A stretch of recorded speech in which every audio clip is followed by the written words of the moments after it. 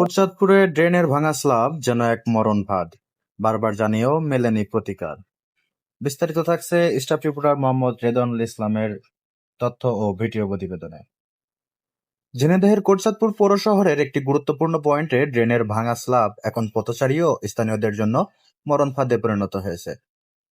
দীর্ঘদিন ধরে এই বিপজ্জনক অবস্থা চললেও পৌর কর্তৃপক্ষের কোনো কার্যকর পদক্ষেপ না থাকায় চরম ক্ষোভ প্রকাশ করেছে ভুক্তভোগী এলাকাবাসী।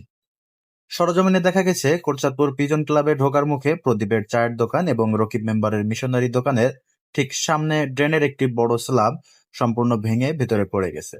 উন্মুক্ত এই গর্তে এখন ময়লা আবর্জনা জমেছে এবং এটি ব্যস্ত সড়কের পাশে হওয়ায় মারাত্মক দুর্ঘটনার ঝুঁকি তৈরি করেছে। স্থানীয় ব্যবসায়ী ও পথচারীরা জানান, এই রাস্তাটি দিয়ে প্রতিদিন অসংখ্য মানুষ যাতায়াত করেন। বিশেষ করে রাতে কিংবা অসাবধানতাবশত প্রতিনিয়ত মানুষ এখানে ছোট বড় দুর্ঘটনার শিকার হচ্ছেন। নাম প্রকাশে অনিচ্ছুক স্থানীয় এক বাসিন্দা ক্ষোভ প্রকাশ করে বলেন, স্ল্যাবটি ভেঙে যাওয়ার পর বারবার পৌরসভাকে বিষয়টি জানানো হয়েছে, কিন্তু অজ্ঞাত কারণে এখনো কোনো ব্যবস্থা নেওয়া হয়নি।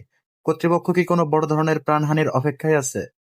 সামনে যে কোনো বড় ধরনের দুর্ঘটনা ও জানমালের ক্ষতি এড়াতে এই ভাঙা স্ল্যাবটি দ্রুত সংস্কার করার জন্য পৌর কর্তৃপক্ষের আশু হস্তক্ষেপ কামনা করেছেন এলাকাবাসী। জনসাধারণের নিরাপত্তা নিশ্চিত করতে অবিলম্বে ড্রেনটি ঢেকে দেওয়ার দাবি এখন সর্বস্তরের মানুষের। নিউজ ডেস্ক, দৈনিক ইনসাফের চোখ।